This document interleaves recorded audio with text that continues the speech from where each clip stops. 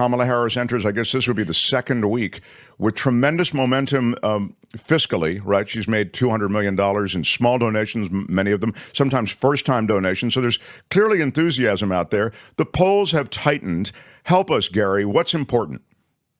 Well, I think both of those things are certainly important, Mark. And the reason is because those were the two measuring sticks, right? Along with, all the videos of Biden's, obvious aging issues. But it was those two, big measuring sticks. Polling, which had declined significantly, since the June 27th, historically bad debate for Biden. And secondly, the money drying up from both small donors online as well as the large donors. So, that both of those dams kind of burst a week ago today, as you know, and the campaign contributions came flooding in. Now, it's going to be interesting to see how that gets sustained, Mark. We have 99 days from today until this whole thing is decided, presumably. And, will that level, you're not going to see $200 million a week, but will there be a constant, helpful flow to the Harris campaign? People will be watching that carefully, as well as the polling. And if you look at the aggregate polling, Mark, we talked about this last Monday.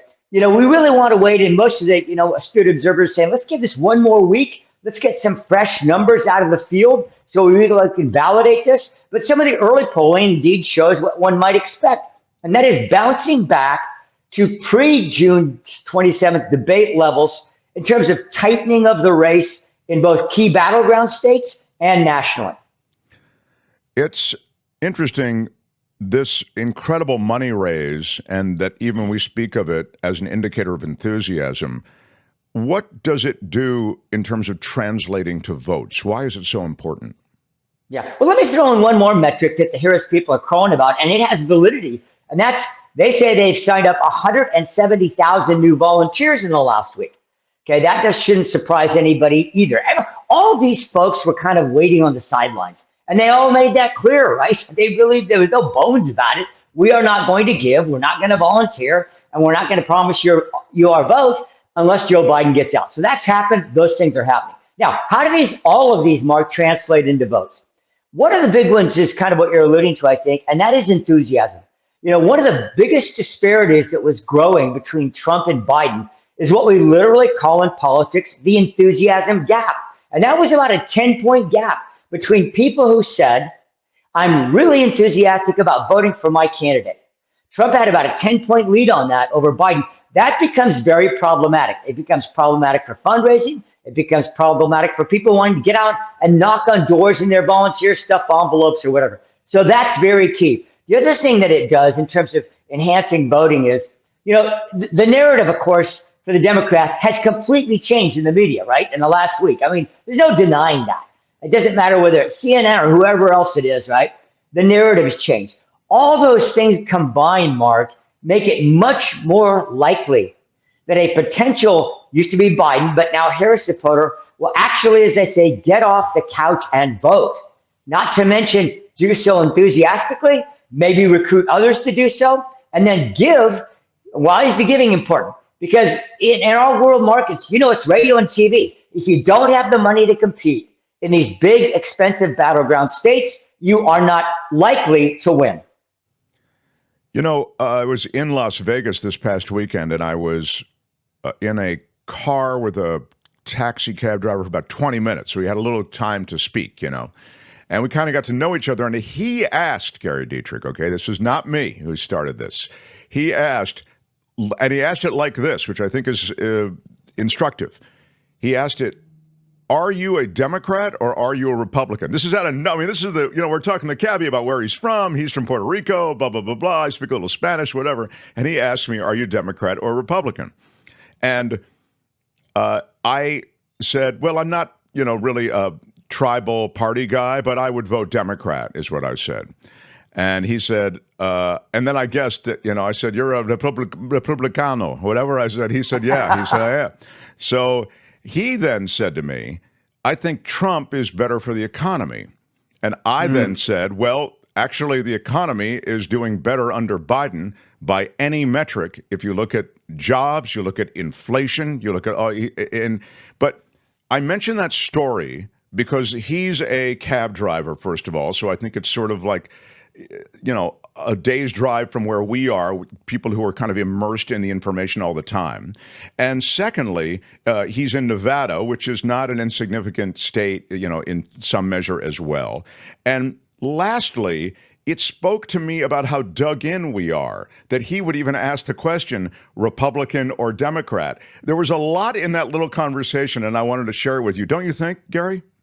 Oh, I think that's just jam-packed. I mean, that is clearly emblematic of where this race has been, Mark, and is now. So let's take a couple of those things and break them out real quick, okay? So, the conversation about metrics versus experience of the current economy, right? And this is what economists and political observers keep pointing out. You know who suffered from this greatly was George Bush Sr. when he was running for his reelection against Bill Clinton, because the metrics of that economy had gotten much better before Election Day. And George Bush Sr. kept saying, listen, I can show you all the numbers. But you know what, Mark? The numbers don't translate for people into, but this is what my experience of it is, right? For the cabbie, this is my gas cost. My tips are still taxed, something that Trump says he wants to do away from, which is, said to be a big plus potentially in Nevada. All those kinds of things, the cost of, feeding his family, all the things we know about, those have yet to, quote unquote, catch up with the numerical realities that, numerically speaking, yes, the economy is doing much better than it was a year ago, but it's not the way people are feeling, Mark. And then secondly, this tribalism thing is very interesting, because you're absolutely right. You notice he didn't ask you what candidate you were supporting, but just you would call it your tribe, your party. And so it is very true that 8 to 10% in the middle who aren't diehard parts of their tribe, that's where this election will be won or lost.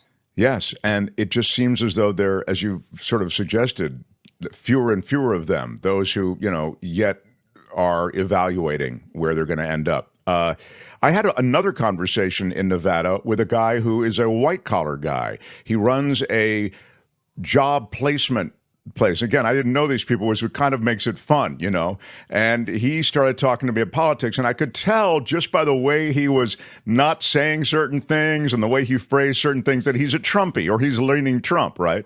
And I mentioned to him in this conversation, I said, I don't know, the whole, attempted coup, I mean, where you're actually putting together a false slate of delegates. I mean, that is an active attempt at undermining an election. And that's just one of the things. He said, what are you talking about with the electors, the fake electors? I said, well, you're not familiar with this? He said, no, I don't know what you're talking about. And then I sent him just a basic Wikipedia thing on the fake electors, which Trump was behind and aware of. That's based on testimony, et cetera. We know that to be the case. But again, it spoke to what we oftentimes talk about, Gary Dietrich. Here's a guy, well-educated guy, doing really, really well. He was talking about retiring in his 50s, okay? That's how he's, okay. And yet he's unaware of the fact that the last president was involved in putting forward a slate of fake electors to undermine an election. I mean, leave aside the merits of all of this, but it speaks again to the cocooning that happens in America. And then there's just voting day. So you cocoon, and then you come out of your cocoon and you vote for your impression of things. Yeah, it's what political sociologists bemoan all the time, especially in the last decade, Mark. You're calling it cocooning, but it's a narrow casting of one's information sources, right? So that you don't get a breadth. And this is the truth. And you can go right, left, center. People select their information sources increasingly, as you know, Mark, online, not broadcast sources. So what does that mean? You don't have a shared information base from which people then can even converse about things, as you're pointing out, let alone make decisions about them, that might be more broad-based in their understanding. And this is something that, seriously, political scientists and sociologists are going to be writing about decades from now, saying, you know what? Let's go back to, let's just take a point in time, the start of the smartphone, right? And that's where this really began to really foment in its, in the grandiose forms we see it now. And then the other part about it is, I think it's so important to people understand. So there's the narrow casting of sources. Then there's the sheer volume, Mark. And what I think we're witnessing is information overload for so many people has become so extreme that they have a couple of sources and they sample, as you know, And so, they're trying to live their lives. He's trying to retire or whatever he's going to do, right, by his 50s. And so they're not going to dig down in a lot of this stuff in ways that some people, especially in the media, find astounding.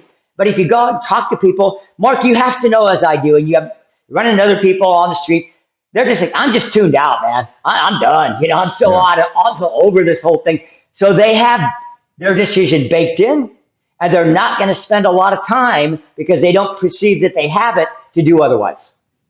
Wow, that's just such a great breakdown. So just because we're on this, let me just ask you, as a political analyst for so many years, and you've been in the belly of the beast, and you've stood back from the beast.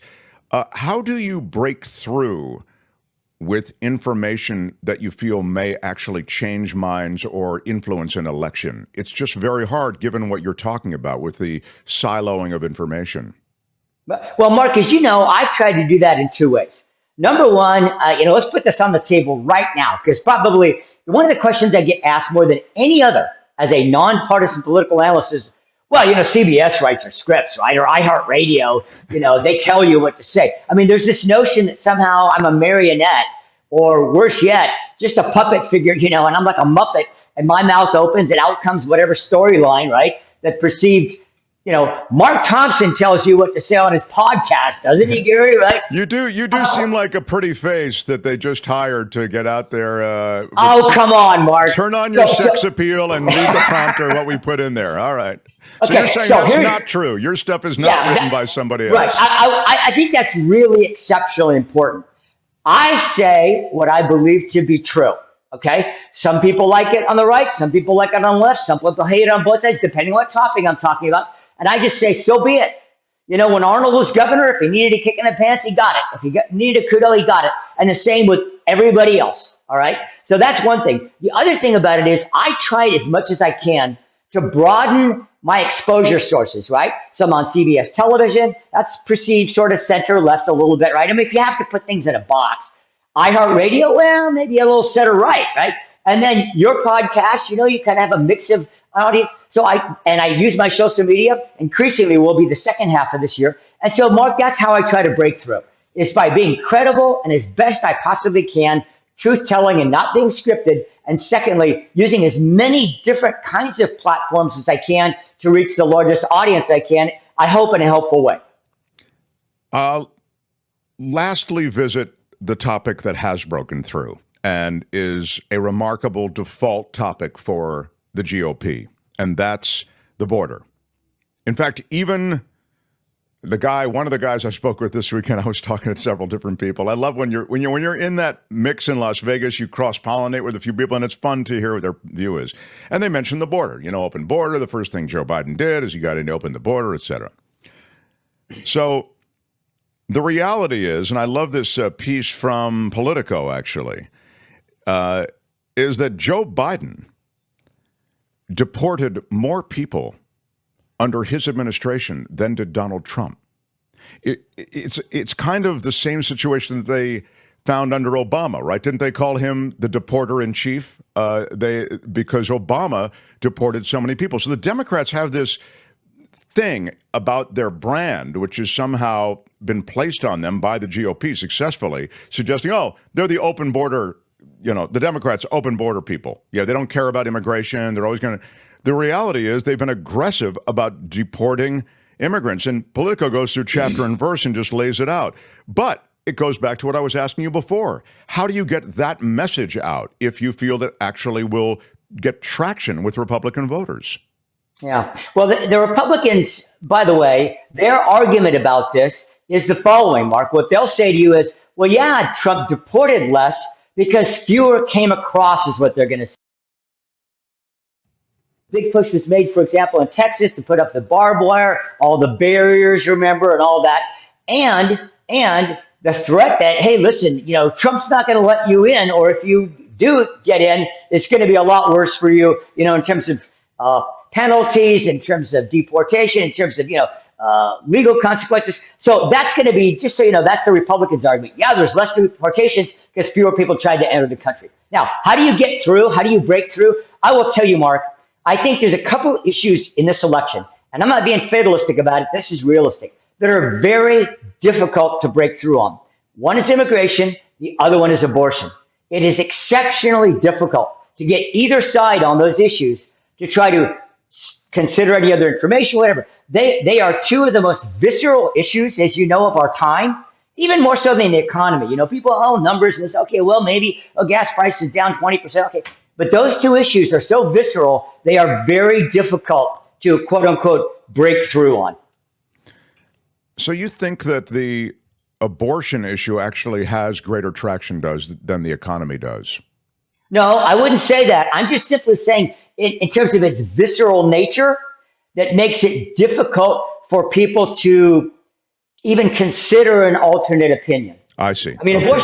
Abortion has always carried a very personal, emotional content, right? I mean, it's just by its very nature, it has that sort of context. And immigration has gotten much the same way. But no, make no mistake about it. In terms of priority, the polls have made clear, and they remain clear, that economy/inflation is job one, immigration job two, and then you start getting into abortion, protecting democracy, climate change, et cetera, et cetera.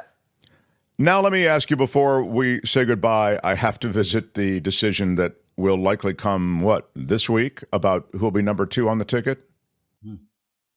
Thoughts? Well, I think, there's a couple of leading candidates. Senator Mark Kelly out of Arizona, swing state. Astronaut, people probably know the story. He's seen as a strong likelihood, as is Josh Shapiro, the governor of Pennsylvania. There's a whole host of other names, Actually, Governor Whitmer in Michigan pushed back this weekend against the notion, even from her own party. Well, listen, we can't have 2 women on the ticket. That'd be taking it too far. She pushed back and said, no, we could do that. You've got others. Governor of Minnesota's now been pulled in. Governor Roy Cooper out of North Carolina. I don't know. I think Shapiro and Kelly are probably the 2 names you hear about most. There is something interesting, by the way, about Josh Shapiro in Pennsylvania that may become a stumbling block. And that is his support, apparently, because I'm not deep into Pennsylvania politics, but we're going to be getting deeper in the next 7 days. His support for private school vouchers, which is absolutely anathema, as you know, to the teachers' unions. And that may be something that becomes a real problem to him getting the nomination. We'll see. No, that's fascinating. I was aware of that. That's very interesting. This purity test that we put people through, candidates, and it's hilarious. Because no one can live through this purity test. So it's always something. It's, I really love him. I loved RFK Jr. because I'm against the vax, but then on Gaza, I just go, okay, all right. Then I like so-and-so because of their Gaza policy. Oh, but on the vax thing, I didn't like. All right. It's everybody. For single issue voters, it's a lot easier, I suppose. But for those who are trying to, evaluate a candidate in completely a global sort of view of a candidate, it's a lot harder. Pal, you're so great to spend time with us. This has been really great.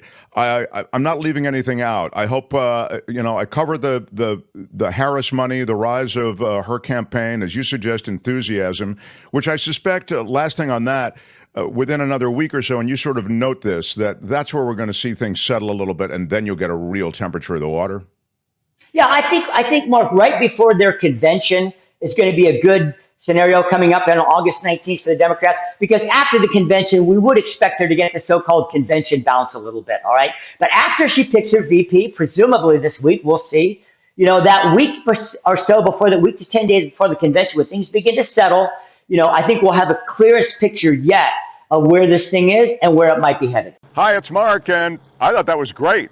Hit the notification bell. You'll know whenever there's a new video being dropped, and please subscribe to our channel to help us save the universe.